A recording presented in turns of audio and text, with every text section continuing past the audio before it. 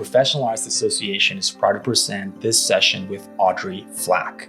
Audrey Flack is a renowned painter and sculptor celebrated as a pioneer of photorealism. Her work is prominently featured in prestigious museums worldwide, including the Museum of Modern Art, the Metropolitan Museum of Art, and the Guggenheim Museum. Flack, the first woman artist alongside Mary Cassatt to be included in Janssen's History of Art text, has also undertaken significant public commissions, including sculptures like the monumental gateway to the city of Rock Hill. With an extensive teaching and lecturing background, she has received various honors and awards for her contributions to the art world. Currently, Flack is actively engaged in writing a sequel to her book Art and Soul and a memoir. In this session, we're going to explore how art kept Audrey alive, the topics of resilience, longevity, and creative purpose. Let's get started. Well, I was a student at Cooper Union, which is in the heart of where all of abstract expressionism was taking place. It's in the Bowery in Manhattan, Lower Manhattan. And, circumstances in life are important. I mean, I was accepted into this incredible art school. 90 students passed the test. 40 of us graduated. And it's an amazing school. So we all knew each other. And the school was on 8th Street and 3rd Avenue. I had a studio because the school didn't have a lunchroom. There were no dorms. We all lived at home. Mainly no rich kids because it was free. Not only was it the best school, it was free. So some of us found studios where we would sleep. And mine was in a condemned building on 8th Street and 3rd Avenue. And there was the elevated subway, and when it came by, my building shook. My building was falling apart anyhow because it was condemned. There was a big hole in the floor. You could see down. I was on the 2nd floor. There were 3 floors. The 1st floor was an artist who inked Spider-Man. But comics were drawn by a person, and then they were inked by an inker who went over the pencil drawings. And then they were colored by somebody else. And they were lettered by someone else. So you're talking about, a almost guild system, like the old masters had. Rubens had somebody paint animals. Somebody else painted flowers. Well, when this guy, Rob, was too busy, he'd say, "Come on," and I would ink Spider-Man.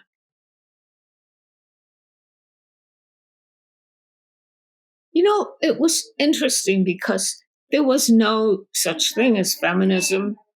There was no women's movement. And I didn't see myself as different than the guys. I don't think any of us did.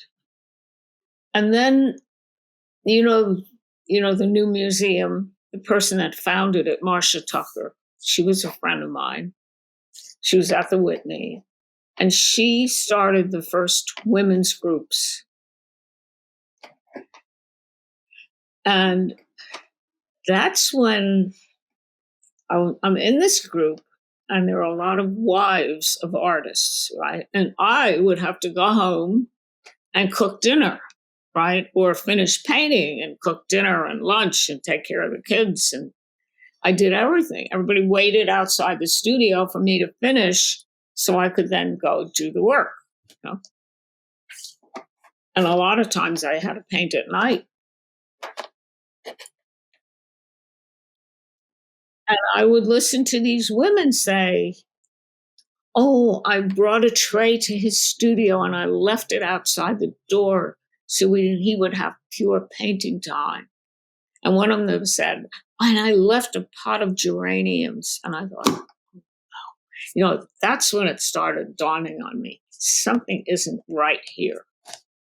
I have a lot in the book about how women artists were treated through the centuries.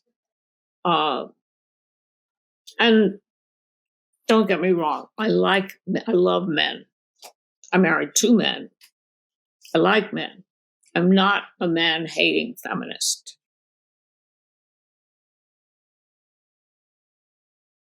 Well, the main thing is to see, the eyes are amazing what we can see and learn, and to keep seeing, keep learning, and know this. You have your own voice. If you love Rubens or you love some other artist, you can copy their work. You should copy their work. Even if you copy their work, it's your work. And you learn, learn, but keep, how am I going to say it? You can never lose what's you if you really find what's you. It's very hard. A lot of artists, I still, some of my students now are 73, 74 years old. They still come to see me because they're real artists. They're real artists. And it's hard, you could get a horrible review. It's terrible. It's terrible. Critics can be very nasty and hurtful. And it shouldn't be. It shouldn't be. But you can get ups and downs, and you get a gallery, or you don't get a gallery, or a friend gets a gallery and you don't, or you don't get picked for a show. It all hurts. But if you have in your hands what you've learned and what you can put on the canvas or into the sculpture, and you could get better with that work, and you know it when you do, you know it when you're faking. There are some very good artists who I will not name, who are terrific artists that can't paint feet. Feet look like bananas. A lot of students can't paint feet. Well, take time out, learn drawing, anatomy, learning, if you don't have bones in your hand, how are you going to put on a glove? You have to know the bones. You have to know the structure of a body. It's amazing. And I've diagnosed people through their drawings. Everything comes out in it. Anyhow, it's a rich, wonderful life if that's where your mindset is. And if you never get a gallery and you never get to show your work, you've got a beauty of family behind you, family of the old mistresses and the old masters. They're your family. They've done it. They've done it before you, and they've given you a wealth of visual delight.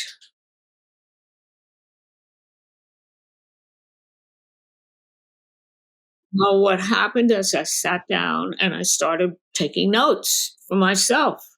I was sitting on Broadway with a lot of alcoholics and crazies. There was a mental SRO right on 86th, 85th Street. I live on 83rd. So I would sit with all of these people and take notes. And that's how the book happened. Why can't I paint? And then after 3 years of agony, darkness, I come back to the studio, go into my supply closet, and there's an old block of plastiline. which is clay, with oil in it. I pick it up. I get intrigued. Oh, I start moving it.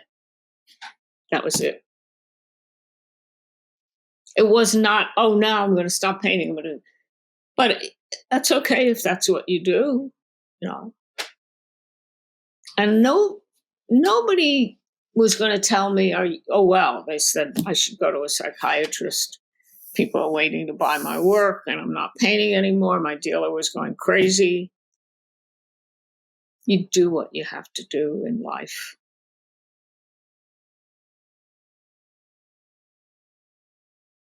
It means you make a place for yourself.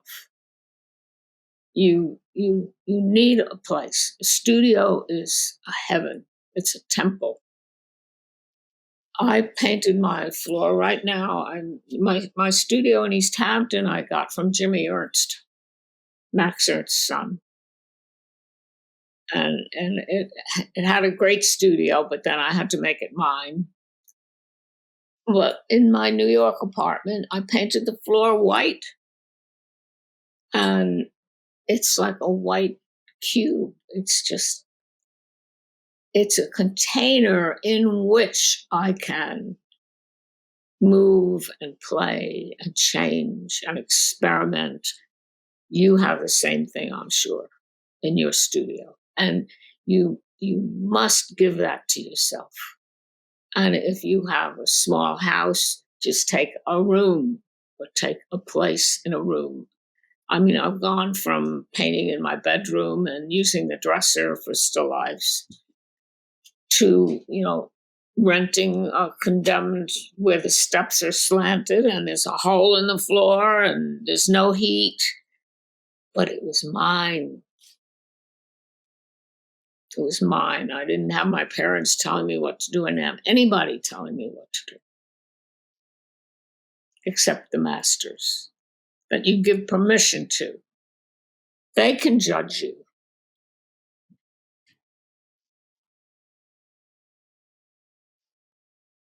Space is really part of it. I mean, to anybody out there, I would say, get your space. If you have 3 kids and 2 dogs and a husband, you need your place.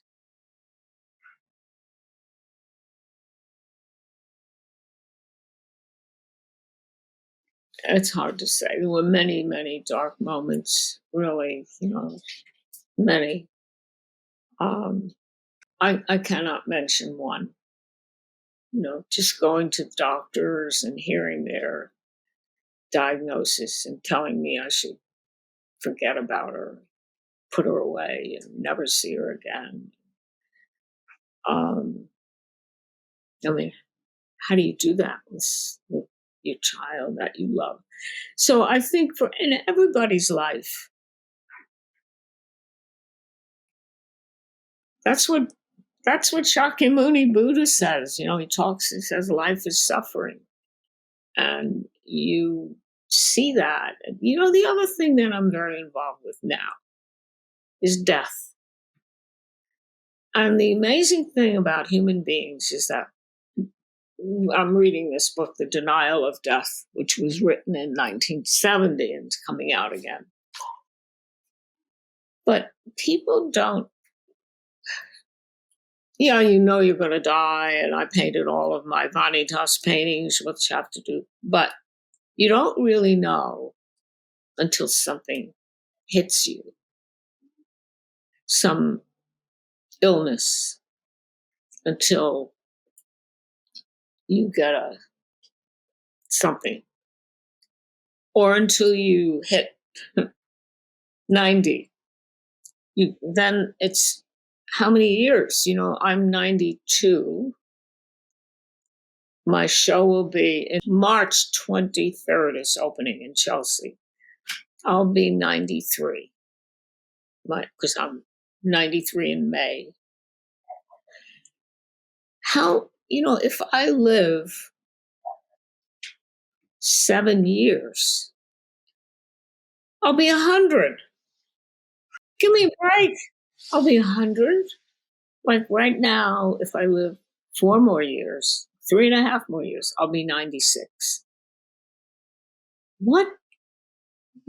You have to deal with your demise. And I also had, shockingly, a bout with cancer. And thank God, I mean, I knock wood all day long. I'm okay. But that goes, me? That wasn't going to happen to me. But what does it happen to 1 in 3 people? It's like shocking. So you do it. You go, take the high road. That's what I would tell everybody. You take the high road. If you need money, you get a job. I was a typist. You don't know how many jobs I got fired from. I designed textiles. That was a good job. I painted flowers on glass lampshades. I, I worked for an insurance company. I did advertising. You do what you do. Teaching was a good thing for me. I loved it.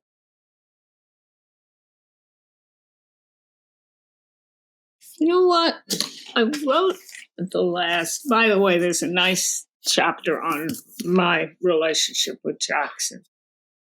Oh, here is Melissa. Hannah, my older daughter, is in the back. My mother, that's my mom. That's Hannah. That's Missy, my autistic daughter, and me.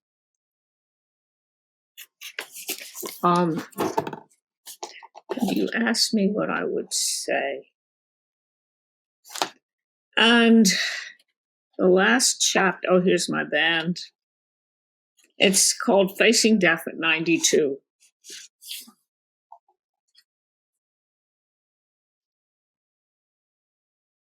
If I were to die tomorrow, no one would say, too bad she was so young. I've been lucky enough to make it this far. And preparing for my inevitable demise. Art kept me alive and still helps me cope with the most heartbreaking situations in my life. Art does that. It is the ultimate healer. In the midst of all the darkness that life can bring, art reminds us that with darkness come stars. I hope this will help keep artists going, and artists keep the world going. We keep the world fresh and alive. We are really important. Oh, okay. So let's hope. Here are my weeping Madonnas. Here's where I'm really basically crying for my kid. I saw that and do you know that these were wood carvings done by a woman named Louisa Roldan in the 1700s, 1600s, right? Yeah. Amazing, right? A woman. I got her into Getty. I wrote an article on it. The Met has one, and they never hung it. They've had it for 30 years. They haven't hung it. I want them to hang it before I die.